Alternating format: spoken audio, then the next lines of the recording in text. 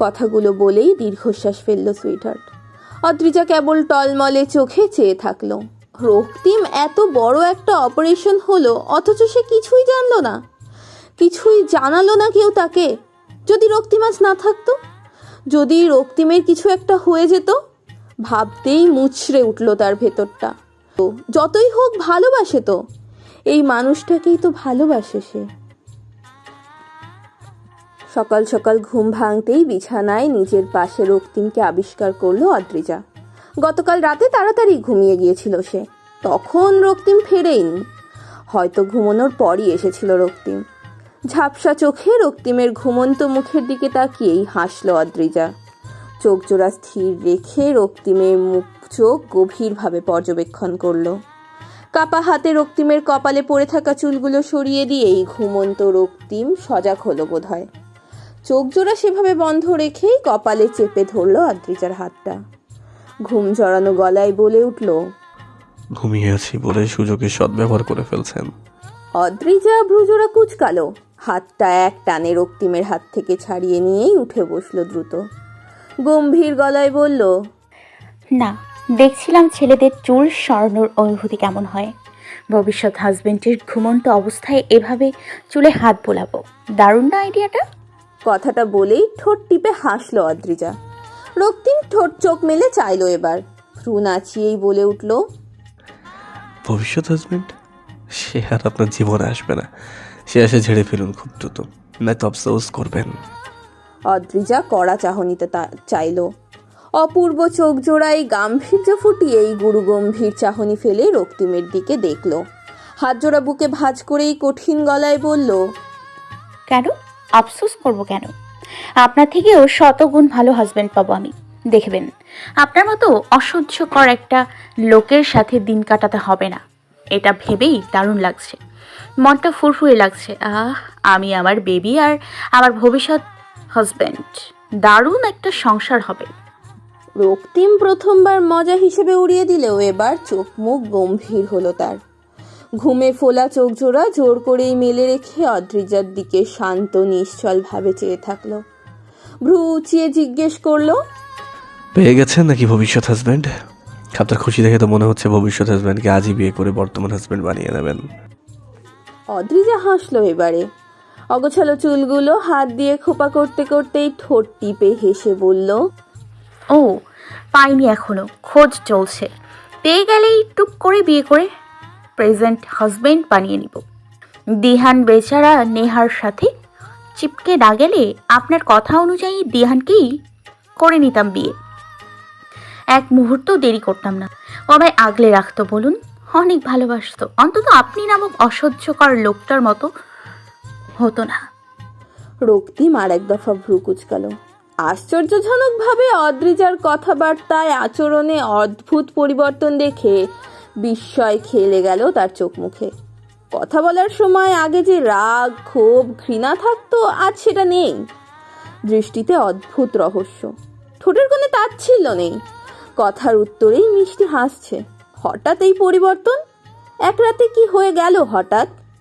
সকাল সকাল ঘুম থেকে উঠেই অদ্রিজার এমন অদ্ভুত আচরণ।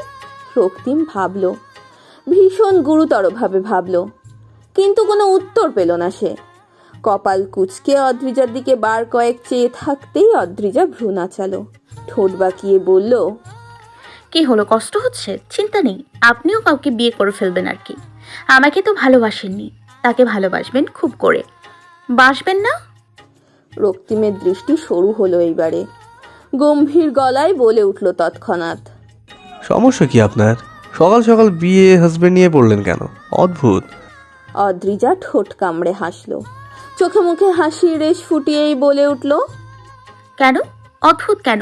চুক্তি হোক বা স্বাভাবিক, আপনার সাথে আমার বিয়েটা তো হয়েছে। আপাতত আমি তো আপনার স্ত্রী, আপনার চাওয়াগুলো পূরণ করা আমার উচিত নয় কি রক্তিম? আপনিই তো এত কষ্ট করে দিহানকে আকুতি মিনতি করে বলেছিলেন, তো আমার উচিত না আপনার ইচ্ছের মূল্য দেয়া, আপনার ইচ্ছেটা পূরণ করা? তাই ভাবলাম দিহান না হোক অন্য কোনো ছেলেকে অ্যাকসেপ্ট করাই যায় আমার ভবিষ্যৎ হাজবেন্ড হিসেবে।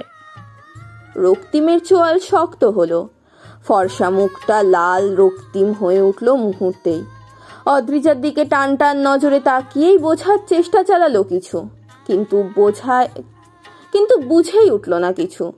হতবিহ্বল চাহনি নিয়ে তাকিয়ে থেকেই গমগমে কণ্ঠে শুধালো, আপনি শুধু শুধু এত সব স্বপ্ন দেখে ফেলেছেন।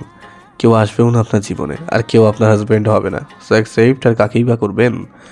আপনি মিথ্যে স্বপ্ন দেখতেই পারেন, আমি আপাতত কিছু মনে করছি না। অদ্রিজা হাসলো, ভ্রু নাচিয়ে বলল, মনে করেননি তাহলে চোখ মুখের হঠাৎ এই পরিবর্তন?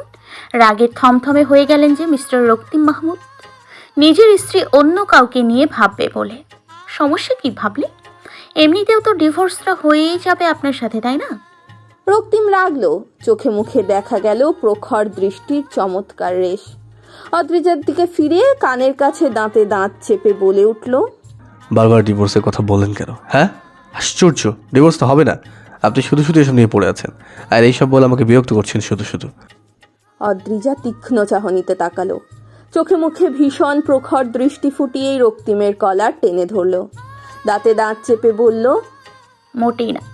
আগামী 1 মাসের মধ্যে দেখবেন হুট করেই কোনো একদিন বিয়ে করে নিয়েছি। আপনার শখ আমি অন্য কোনো পুরুষের অধীনে থাকি, শখটা পূরণ করা দরকার নয়? রক্তিম দাঁতে দাঁত চাপলো। অদ্রিজার চোখে চোখ রেখেই বলল, স্টুপিড, আপনার এখন সরি বলা উচিত এইসবের জন্য। সরি বলা দরকার, তাই এমন স্টুপিডের মতো এইসব কথা আমার সামনে তুলে ধরছেন? আমার ইচ্ছে করেই জানাচ্ছেন? রক্তিমের কথাগুলো শুনেই ঠোঁট টেনে হাসলো অদ্রিজা। রক্তিমের কলার ছেড়ে দিয়ে কপালে আসা অগোছালো চুলগুলো কানের পেছনে গুজে নিয়েই বিছানা ছাড়লো। ওয়াশরুমের দিকে পা বাড়াতে বাড়াতেই বলে উঠল, ওহ সরি নয়, অন্য কিছু বলতে হবে। বলে ফেললে এই কাহিনী খতম। আমি আর আপনাকে জ্বালাবো না, প্রমিস। রক্তিম ভ্রু কুচকালো। অদ্রিজার কথাবার্তায় তার মতোই উৎফুল্ল ছাড়া ছাড়া ভাব। তার এইরকম হেসে হেসে কথা বলা তাকে কপি করছে? বুঝে উঠল না। বিছানায় থমথমে মুখে বসেই ভাবতে লাগলো কাহিনী আসলে কি। অদ্রিজা রাগছে না কেন আজ? বারংবার মুখে সেই চমৎকার হাসি বা কেন? কথাগুলো ভেবে ভেবেই মিনিট কয়েক পার করে দিল সে। অদ্রিজা ওয়াশরুম থেকে বের হয়ে আসতেই শান্ত গলায় প্রশ্ন ছুড়ল, আমায় কপি করছেন আপনি? আমার কথার ভঙ্গি কপি করছেন? এত ইজিলি উৎফুল্লভাবে কথা বলছেন। অন্যদিন তো কথায় কথায় রেগে খেপে যেতেন। অদ্রিজা ফর্সা মুখে হাসি ফোটালো সঙ্গে সঙ্গেই। ঠোঁট টেনে বলল, ধরুন আপনি এতদিন যে সত্যটা আমার যে দুর্বলতাটা জেনে আমাকে এত উৎফুল্ল ভেবে ইজিলি জ্বালিয়ে যেতেন, ঠিক তেমনই কোনো দুর্বলতা আমিও পেয়ে গেছি, তাই আর কি। রক্তিম কপাল কুচকালো। দুর্বলতা? কথাটা ভাবতেই মাথায় এলো অদ্রিজার প্রেগন্যান্সির কথাটায়। নিজের সন্তানের প্রতি সবাই দুর্বল। অদ্রিজা কি সেই দুর্বলতার কথাই বলছে? সেই দুর্বলতার কথা জেনেই হঠাৎ এই পরিবর্তন? বুঝলো না রক্তিম। দ্বিধান্বিত চাহনিতে তাকিয়েই বলল, কি দুর্বলতা? আপনার প্রেগনেন্সির কথা বোঝাতে চাইছেন? আমি আমার সন্তানদের প্রতি দুর্বল, এটা জেনে গেছেন? এটা জানার কি আছে? প্রত্যেক বাবাই তো তার সন্তানের প্রতি দুর্বল হবে, তাই না? হেলি না করে বলে ফেলুন কোন দুর্বলতার কথা বলছেন। অদ্রিজা ঠোঁট টিপে হাসলো। রুম থেকে বেরিয়ে যেতে যেতেই বলল, না, অন্য কোনো দুর্বলতা ভাবুন। টেবিলের ওপর দুটো ধোয়া ওঠা চায়ের কাপ, একপাশে অদ্রিজা, অন্য পাশে সুইটহার্ট বসা। অদ্রিজা একটা চায়ের কাপ সুইটহার্টের দিকে এগিয়ে দিয়েই মুখ ফুলিয়ে বলে উঠল, তুমি কিন্তু কিছু বলবে না সুইটহার্ট। ওই বেয়াদব লোকটা আমার দুর্বলতা জেনেও বারংবার আমাকে ফিরিয়ে দিয়েছে, কাঁদিয়েছে, অপমান করেছে। আমি তার শোধ নিতে চাই। বলবে না কিন্তু? বললে কিন্তু তোমার সাথে কথা অফ সুইটহার্ট। সুইটহার্ট হাসলো, বলল, আহারে, বেচারার প্রতি এখনো তোমার রাগ কমলো না? রাগ কমবে কেন? কমার প্রশ্নই আসছে না সুইটহার্ট। আমি ওনাকে বারংবার বলেছি আমি ওনাকে ভালোবাসি, তাও উনি আমার সেই কথার মূল্য দেয়নি, তাচ্ছিল্য করে ফিরিয়ে দিয়েছিল। বরং যখন জানলো আমি ওনাকে ভালোবাসি, উনি গা ছাড়াভাবে আমার সাথে দিনের পর দিন গা জ্বালানো কথা বলে গিয়েছে। উনি তো কখনো আমায় ভালোবাসেনি সুইটহার্ট। আমি বলেছি এখন যদি আবার ওনার কাছে নিজ থেকে বলতে যাই ভালোবাসি, তাহলে উনি আবারও ভাব নিবে সুইটহার্ট। এবার কিন্তু আমি আর ভালোবাসি বলবো না, যতদিন না উনি স্বীকার করবেন। সুইটহার্ট মিষ্টি হেসেই বলে উঠল, শুধু মুখে হাসি বললেই কি ভালোবাসা হয়ে যায় অদ্রি? অনেক সময় মুখে না বলেও কখনো প্রকাশ না করেও ভালোবাসা বোঝানো যায়। অদ্রিজা সূক্ষ্ম চাহনিতে তাকিয়ে রইল। হয়তো না বললেও বোঝানো যায়, কিন্তু ওই যে অপমানটা সেখানেই সাংঘাতিক। দিহানকে কেন আগলে নেওয়ার জন্য আপত্তি জানিয়েছে রক্তিম? কেন? কথাটা ভাবতেই রাগে কান গরম হয়ে উঠল, মুখ চোখ লাল হয়ে গেল তার। ভেতরে থাকা নরম মনটা বলল, না, কিছুতেই না। রক্তিমকে কিছুতেই এমনি এমনি ক্ষমা করে দেয়া যায় না। আগে সে স্বীকার করবে, নয়তো কিছুতেই মানা হবে না রক্তিম নির্দোষ। রক্তিমদের বাসার সিঁড়ি পর্যন্ত পৌঁছতেই নিজের ঠিক 2 ধাপ উপরের সিঁড়িতে রায়মানকে চোখে পড়ল অত্রিয়ার। দীর্ঘাকার লম্বা চওড়া শরীরের মানুষটিকে দেখে নিয়েই অত্রিয়া দাঁত কেলিয়ে হাসল। ধপাধপ করে 2 ধাপ সিঁড়ি এক লাফে পার করেই রায়মানের সামনে গিয়ে দাঁড়ালো। মুচকি হেসেই চঞ্চল কণ্ঠে বলে উঠল, হ্যালো রায়মান ভাইয়া, কেমন আছেন? রায়মান মুখ নামিয়ে নিজের সামনের পিচ্ছি দেখতে মেয়েটার দিকে চাইল। নজর সরু করেই পা থেকে মাথা পর্যন্ত নিরীক্ষণ করেই মৃদু হাসল। ঠোঁট চওড়া করে বলল, ভালোই আছি, তুমি? অত্রিয়া খিলখিলিয়ে হাসল, ভ্রু উঁচিয়ে বলল, আপনি আপনি এখানে কেন তা আগে বলেন। প্রশ্নটা তো আমি করলাম, উত্তরটা তুমি আগে দিবে, তারপর আমি। অত্রিয়া ঠোঁট উল্টালো। উপস, কথাটা তো প্রথমে আমিই বলেছি আপনার সাথে, সুতরাং উত্তরটা আগে আমারই প্রাপ্য। চটপট বলে ফেলুন, এখানে কেন? বিয়ের কার্ড দিতে এসেছেন? ইনভাইট করতে এসেছেন আপুদের? দেখি আপনার বিয়ের কার্ডটা কোথায়, দিন না দেখি। রায়মান হতাশ হলো, চোখ ছোট ছোট করে অত্রিয়ার দিকে তাকিয়ে রইল কিছুটা সময়। তাকে কিছু বলতে না দিয়েই অনবরত বলতে থাকা মেয়েটাকে একটুও বিরক্ত মনে হলো না, বরং মুখ চেপে হাসি আসলো তার। মেয়েটা সত্যিই পিচ্ছি, নয়তো কি এভাবে কিছু বলার সুযোগ না দিয়েই বকে যেত। ঠোঁট চেপে হেসেই অত্রিয়ার দিকে তাকিয়ে বলে উঠল, অপর পাশে কোনো ব্যক্তি যে আছে ভুলে যাও নাকি? কিছু বলার সুযোগ দেওয়া তো উচিত অপর পাশের মানুষটাকে। অত্রি, দিলাম তো সুযোগ, বিয়ের কার্ডটা দেখালেন না ভাইয়া। দেখালে কি আপনার বিয়েতে নজর পড়ে যাবে? রায়মান ভ্রু নাচিয়ে বলল, কে জানে, নজর লাগলেও লাগতে পারে। আমার দিকে ড্যাব ড্যাব করে তাকিয়ে থেকে থেকে নজর লাগিয়ে দিলে, যদি বিয়েতেও নজর লাগিয়ে দাও, সাংঘাতিক ব্যাপার স্যাপার হয়ে যাবে। বিয়েটা যদি ভেঙে যায়।